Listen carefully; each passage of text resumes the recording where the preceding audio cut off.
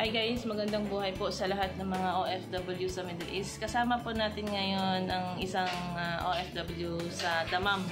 Isa po siyang household worker. So sinamahan ko po siya sa OFW hospital. Nagkaroon po siya ng enlarged thyroid at saka breast mass. So bago siya umuwi, nag-appointment ka na ba sa OFW hospital or pagka-uwi mo? So pagka-uwi niya, nag-appointment siya agad sa OFW hospital. So, anong araw yun at anong buwan ka nag-appointment? Ano po, September? September siya nag-appointment. Ngayon ang appointment niya, November 13. So, di ba, September to November, ang tagal, di ba? So, sasamahan natin siya sa OFW hospital para malaman kung ano yung kalagayan niya.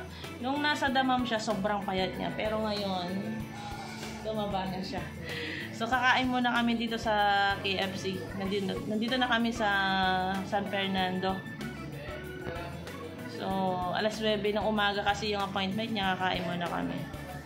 Karamihan sa mga household worker nagkakaroon ng sakit na thyroid. Saan ba ito nakukuha, Ma'am B? Kasi marami tayong distress na nagkakaroon ng thyroid. Stress po, pagod. Buti ka mo yung mata mo hindi siya naluwa. Meron tayong isang distress, lumuluwa yung mata niya. Kasi dalawa po yan eh. Yung sa loob tsaka sa labas. Merong hindi lumawa, merong naluwa. Yung sa akin, hindi naluwa yung thyroid. Pero hinihingal ka.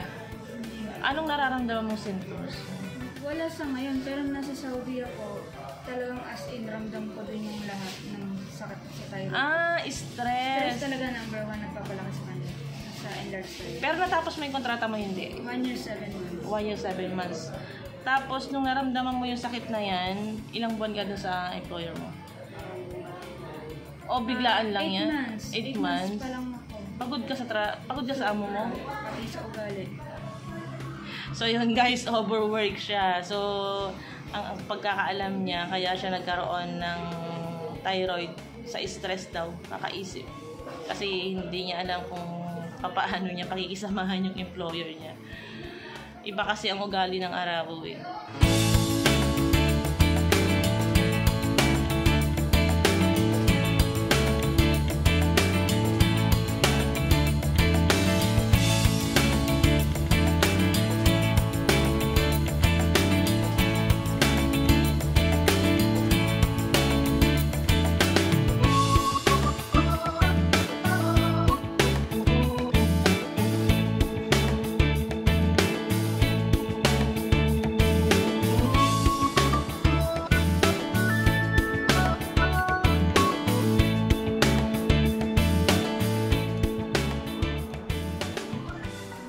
So, nandito na po tayo sa OFW Hospital. Sinamahan po natin yung isang OFW distress sa Dammam.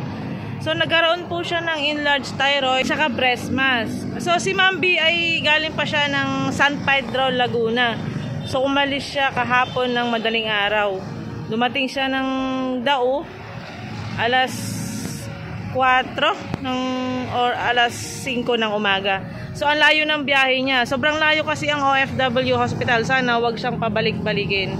At sana magamot na siya. Kasi sobrang tagal nang iniindang kanyang sakit. Wala kasing OFW hospital eh. Dito lang, nag-iisa lang dito sa San Fernando, Pampanga. So, galing pa si Ma'am B ng San Pedro, Laguna. Taga Laguna kasi si Ma'am B. So, dahil malapit tayo sa Pampanga, sinamahan po natin dito sa OFW hospital. So tara guys, tignan natin kung ano yung kalagayan ni Ma'am B. Bibili muna ako ng tubig kasi inauuhaw daw siya.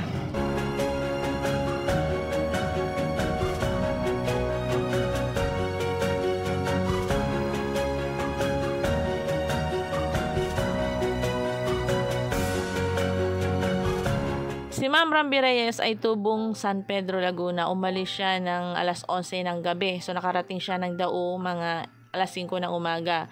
So, nagkita kami sa Dao para samahan siya sa OFW hospital. Nagtrabaho siya sa Dammam bilang isang household worker. Nung umalis siya ng Pilipinas, fit to work naman siya. Pero, pagkaraan ng ilang buwan, nakaramdam siya ng kakaiba.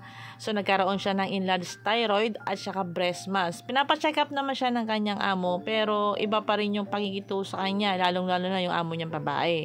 Overwork siya at saka stress din sa trabaho kasi lahat ng mga trabaho niya o ginagawa niya, napapansin ng kanyang amo, lahat mali. Tapos na nga ang trabaho, pinapaulit pa ito ng pinapaulit. So napapagod si Ma'am Ramby. Sa mga nagtatanong po kung paano magpa-check up sa OFW Hospital, sa ngayon po tumatanggap na sila ng walk-in. Pero may limit yung taong papasok. Sa lahat naman po ng gustong magpa-appointment, mag-sign up lamang po sa www.ofwhospital.info. Halos 1 taon ding ininda ni Ma'am Ramby ang kanyang sakit. Kung hindi pa siya humingi ng tulong sa Polo para makauwi, hindi siya papauwi ng kanyang amo. Advice ng doktor ay mahabang pahinga.